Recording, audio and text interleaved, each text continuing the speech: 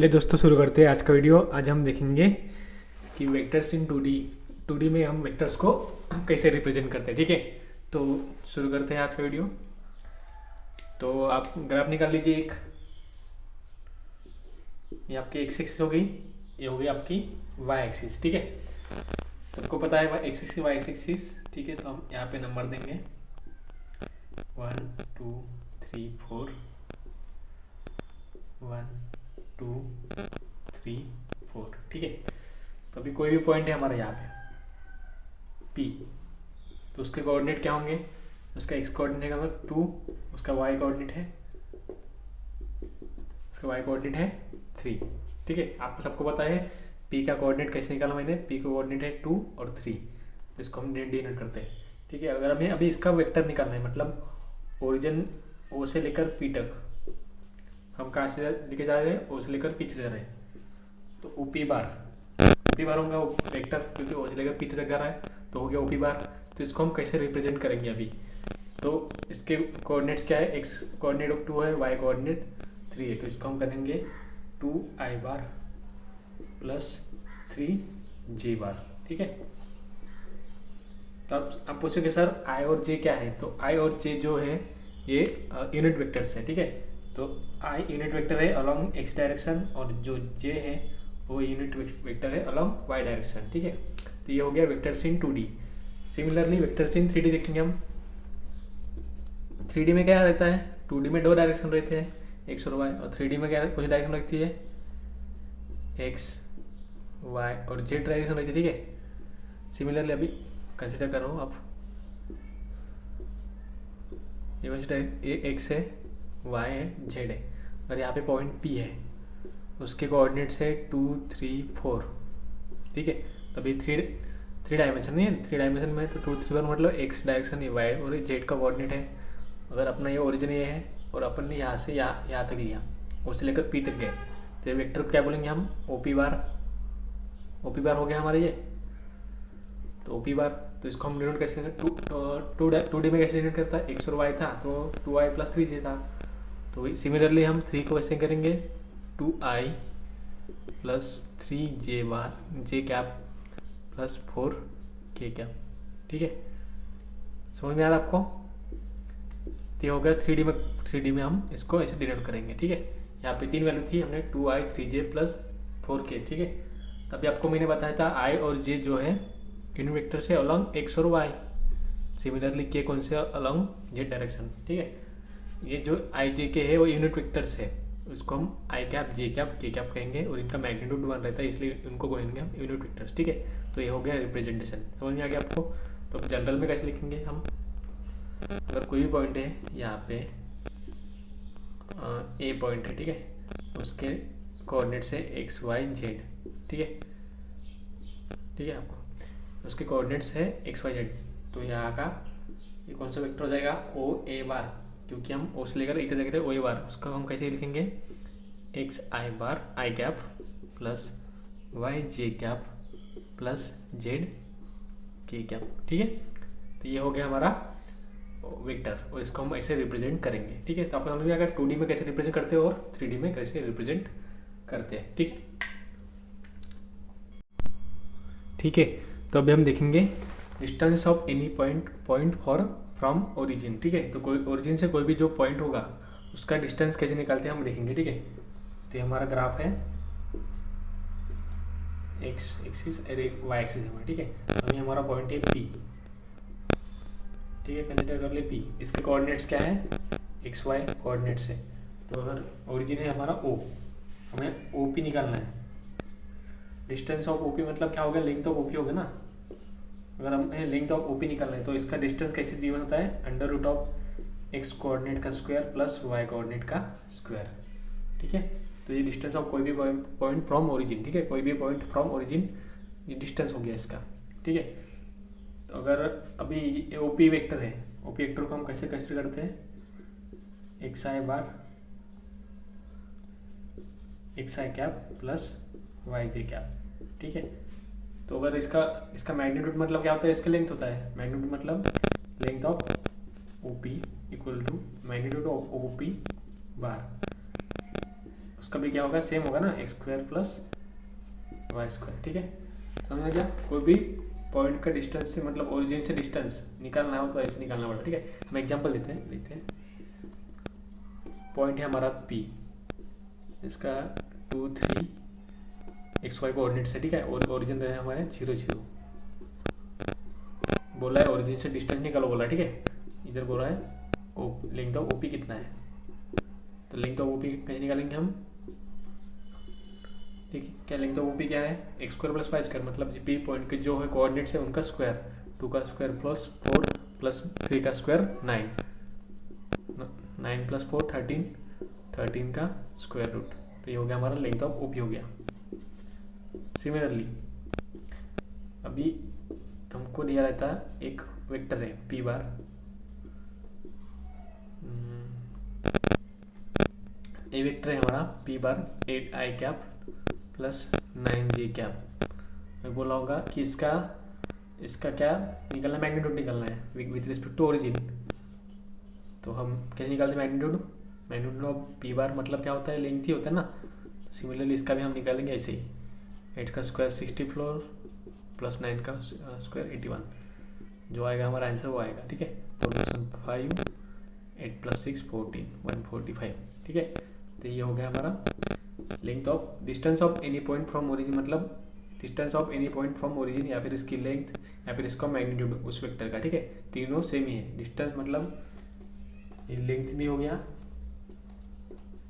या फिर इसी को बोलेंगे हम मैग्नीट्यूड। ठीक है, इसके बाद देखते हैं हम। ठीक है, तो अभी हम नेक्स्ट पढ़ेंगे distance between any two points. ठीक है, कोई भी दो पॉइंट्स के बीच में का डिस्टेंस कैसे निकालेंगे हम देखेंगे। ठीक है, तो हमारे ग्राफ निकाल लीजिए, जैसे हम निकालते हैं regularly. X axis Y axis हो गया हमारा, दो पॉइंट को से ले लीजिए, सॉरी हमारा ये पॉइंट है ये पॉइंट है बी। ठीक है, तो हमारा दो पॉइंट से क्या बोल रहा है, distance between any two points, मतलब ए बी निकालना है हमको। ठीक है,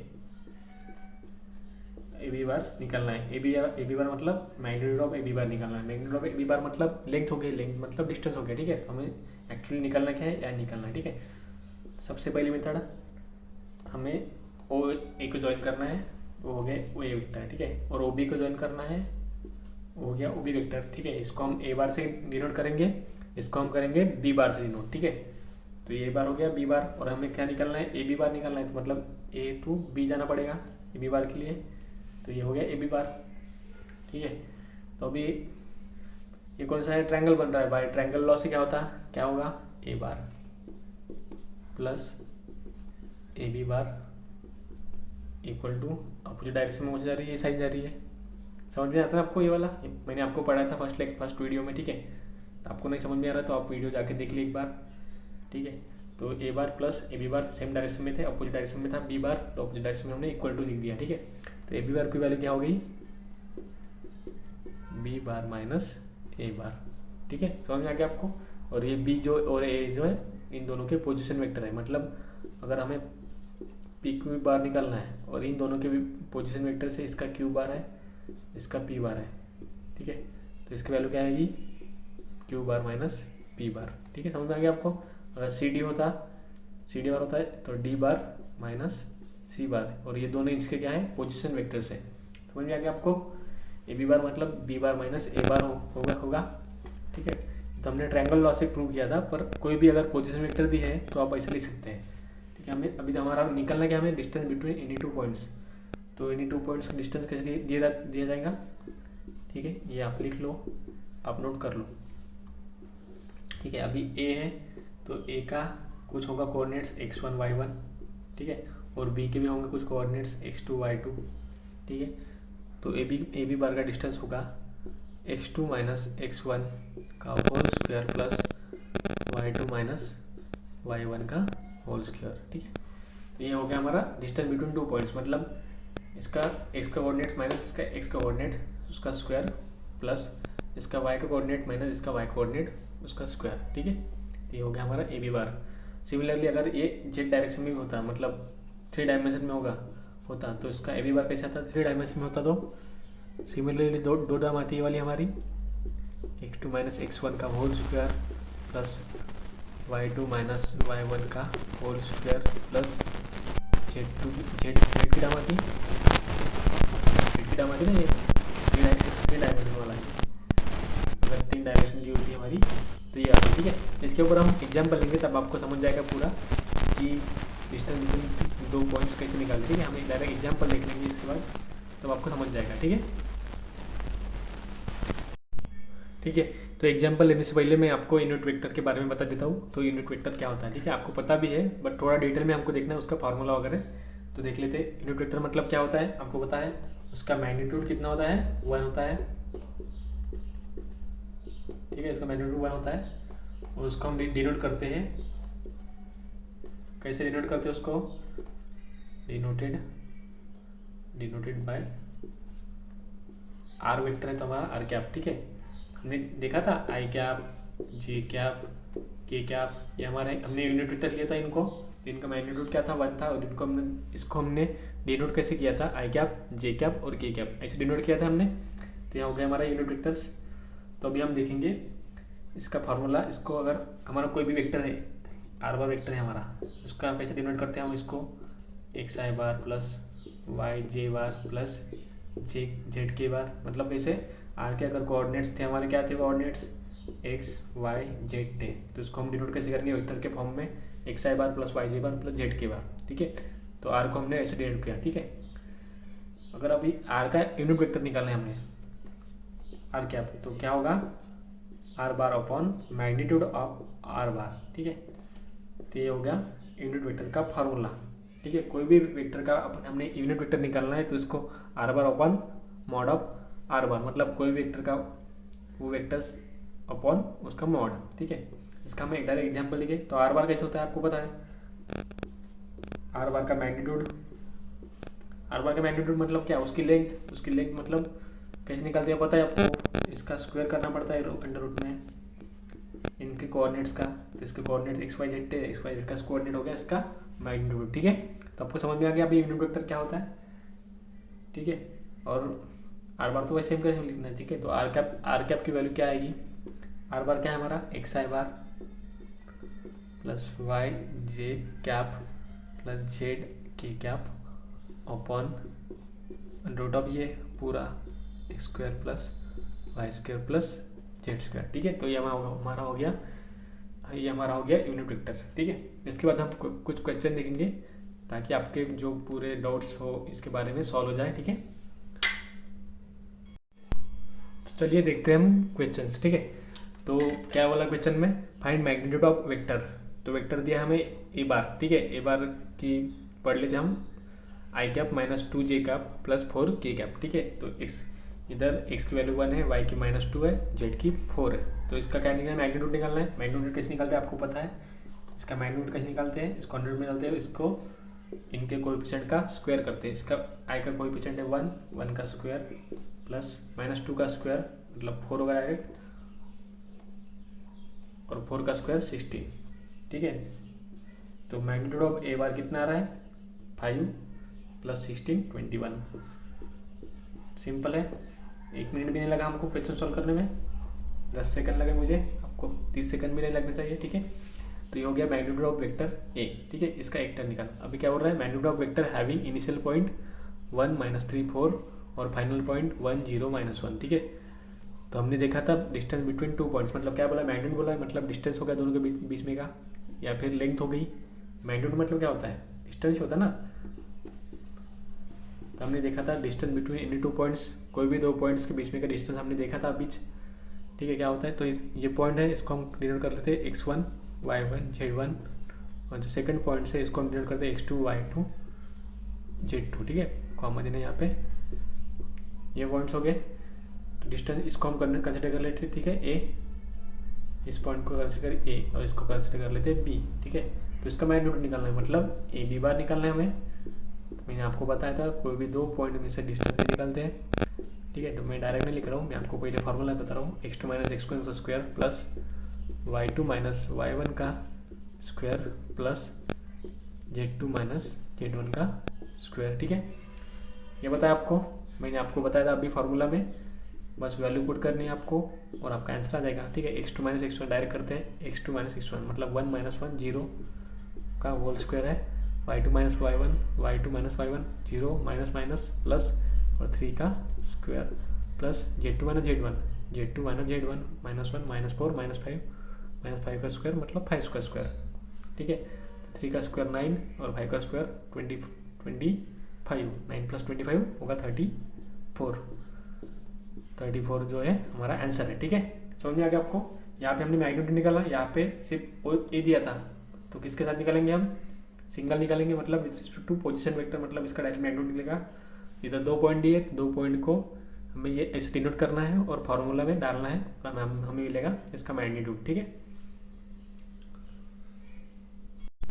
ठीक है। तो अभी हमारा नेक्स्ट क्वेश्चन है, find the unit vector in the direction of U bar in the direction opposite of U bar, और यू बार दिया है 8i cap plus 3j cap minus k cap. ठीक है, तो मैंने अभी आपको बताया था यूनिट वेक्टर कैसे लिखते हैं कोई भी, तो R cap equal to R bar upon magnitude of R bar. ठीक है, तो ये हमारा यूनिट वेक्टर का फॉर्मूला है। ठीक है, हमें क्या निकालना है, in the direction of U bar मतलब सेम डायरेक्शन में निकालना है, तो यू कैप निकालना पड़ेगा, फर्स्ट छोड़ा दे। ठीक है, हम ये देखते हैं in the direction of U bar, तो यू कैप निकालना है। यू कैप का फॉर्मूला कैसे होगा, similarly U bar upon magnitude of U bar. ठीक है, इसे होगा। ठीक है, तो हम लिखते हैं इसे डायरेक्ट, यू बार की वैल्यू क्या है 8i cap plus 3j cap minus k cap. ठीक है, ये यू बार हो गया, और इसका मैग्नीट्यूड कैसे लिखते हैं हम, अंडर रूट में लिखते हैं और इनकी एडिशन करते हैं कोएफिशिएंट की, 8 का स्क्वायर 64, 3 का स्क्वायर 9 प्लस 1 का माइनस 1 का स्क्वायर 1। ठीक है, तो एडिशन कितनी आ रही है इसकी 4 प्लस 1 73 प्लस 74। ठीक है, तो 1/74 1/√74 कॉमन निकल जाएगा। ठीक है, 8i cap plus 3j cap minus k cap. ठीक है, तो ये हो गया हमारा यू कैप, ये हो गया यूनिट वेक्टर। क्या निकालना था हमें, यूनिट वेक्टर निकाला था ना, find the unit vector in the direction of U bar, तो यू बार के डायरेक्शन में हमने यू कैप निकालना। ठीक है, और सेकंड क्वेश्चन क्या बोल रहा है अभी, second in the direction opposite of U bar, मतलब ये डायरेक्शन अगर हमारे यू कैप यू बार ऐसा था, ये डायरेक्शन में था, तो इसके डायरेक्शन अपोजिट, इसके डायरेक्शन अपोजिट में क्या होता है, माइनस यू बार होता है, तो ये आएगा आंसर, सिर्फ इसका माइनस आएगा। ठीक है, समझ में आ रहा है आपको, अपोजिट डायरेक्शन बोल रहा है ना, तो यू कैप जो आएगा -1/√74 8i cap plus 3j cap minus k cap. ठीक है, समझ में आ रहा है। इन द डायरेक्शन वही डायरेक्शन में था इसलिए सेम प्लस आया, इन द डायरेक्शन अपोजिट बोला है इसलिए इधर माइनस आया। ठीक है, माइनस को लिखना है। ठीक है, आपको ये हो गया सॉल्व हमारा क्वेश्चन। ठीक है, तो अब ये नेक्स्ट क्वेश्चन है हमारा, तो क्या दिया है given, if A B bar, तो ए बी बार दिया है 2i cap plus minus 4j cap plus 7k cap. ठीक है, और इनिशियल पॉइंट दिया है ए 150, अगर हमें क्या निकालना है, बी निकालना है। ठीक है, बी की 3 वैल्यू निकालना है। ठीक है, हमें फाइंड द टर्मिनल पॉइंट मतलब बी निकालना है ना, ए दिया है तो बी निकालना है हमें। ठीक है, तो ए बी बार, तो मैंने अभी आपको थोड़ी देर पहले बताया था ए बी बार क्या होगा, इसका ए बी बार का बी बार माइनस ए बार, हमने ये प्रूव किया था ट्रायंगल लॉ से। तो बी क्या है, पोजीशन वेक्टर ऑफ बी, और ए है पोजीशन वेक्टर ऑफ ए। ठीक है, तो हमें कौन सा पॉइंट गिवन है, ए गिवन है। ठीक है, इसको इक्वेशन मान देते हैं हम। ठीक है, बी बार तो हमें निकालना था, इस साइड में लिख दीजिए। ठीक है, ए बी बार हमें गिवन है, बी बार हमें फाइंड करना है, और ए बार तो हमें इससे निकालना पड़ेगा। ठीक है, तो हमारे ए क्या गिवन है 1 5 0, इसको हम वेक्टर फॉर्म में कैसे लिखेंगे, इसका ए बार हो जाएगा वेक्टर फॉर्म में, क्या हो जाएगा डायरेक्ट आई का कोएफिशिएंट है 1 प्लस 5j प्लस 0 के, मतलब उसका आएगा नहीं। ठीक है, 0 के ना, तो लिख लेते थे आपको 0k कैप। ये हो गया, मैम फाइंड करना है बी, देखो इक्वेशन 1 क्या आएगी, इसको ए बी की वैल्यू पुट करो यहाँ पे, twice I cap minus 4j cap plus 7k cap equal to B bar की वैल्यू तो हमें निकालनी है, फाइंड करनी है, और माइनस ए बार की वैल्यू ये वाली है, ठीक है। तो आई कैप प्लस 5 जे कैप प्लस 0 के कैप, ठीक है। बी बार माइनस है, ये माइनस है, इधर इस साइड प्लस आ जाएगा, तो बी बार की वैल्यू क्या मिलेगी हमें, माइनस है ना, माइनस इस साइड प्लस आ जाएगा, तो आई का आई के साथ, जे का जे के साथ और के का के साथ, ठीक है। माइनस का इधर प्लस हो जाएगा, तो 2 + 1 3 आई कैप, ठीक है। बाद में प्लस है -4 + 5 5 - 4 1 जे कैप 7 - 0 + 0 7 के कैप 7 के कैप। तो ये हो गया हमारा आंसर, ये हो गया हमारा बी बार। पर हमें बी बार निकालना है क्या, हमें पॉइंट निकालना है। देयरफॉर इससे पॉइंट क्या निकलता है हमारा, हमने देखा था 3 1 इसका कोएफिशिएंट और 7, तो बी के कोएफिशिएंट निकले हमारे 3 1 7, ठीक है। तो हमारा टर्मिनल पॉइंट कौन सा था, बी था, बी है 3 1 7, ठीक है। तो ये हमारा आंसर आ गया, है ना। इजी, बहुत बिल्कुल ईजी है। आपको कोई भी प्रॉब्लम हो तो आप कमेंट सेक्शन में मुझे ज़रूर बताइए, सर थोड़ा फास्ट हो रहा है, सर थोड़ा अच्छे समझा के दो, ऐसे ही बता सकते हैं आप, ठीक है। आपको समझ में नहीं आ रहा तो, ठीक है। तो अभी हमारा नेक्स्ट क्वेश्चन है, check whether the vectors 2 I cap plus 2 J cap plus 3 K cap, ठीक है। ये वाला हमारा फर्स्ट वेक्टर है। सेकंड वेक्टर इसको हम डिनोट करते हैं ए बार, ठीक है। ए बार क्या है, 2 I cap plus 2 J cap plus 3 K cap, ठीक है। ए कैप हो गया सेकंड वेक्टर ये वाला है हमारा। सेकंड वेक्टर क्या है, -3 आई कैप प्लस 3 जे कैप प्लस 2 के कैप, ठीक है। और थर्ड वेक्टर है हमारा सी बार है 3 आई कैप प्लस 4 के कैप। क्या बोल रहा है, फॉर्म अ ट्रायंगल और नॉट, ठीक है। मतलब ये तीनों ट्रायंगल फॉर्म कर रहे कि नहीं कर रहे, ठीक है। क्या बोला है, एंड फॉर्म अ ट्रायंगल और नॉट, मतलब ये तीनों ट्रायंगल फॉर्म कर रहे कि नहीं कर रहे, ठीक है। तो आपको पता है वेक्टर्स की मतलब ट्रायंगल प्रॉपर्टी पता है आपको। अगर ए बार ए वाला है और बी बार ए है तो सी बार अपोजिट डायरेक्शन में होता है, और सी बार की वैल्यू क्या होती है, सी बार की वैल्यू क्या होती है, ए बार प्लस बी बार, ठीक है। यही होता ना ट्रायंगल लॉ, ए और बी सेम डायरेक्शन में और सी अपोजिट डायरेक्शन में दोनों के, तो सी बार की वैल्यू होती है ए बार प्लस बी बार, यही होता है।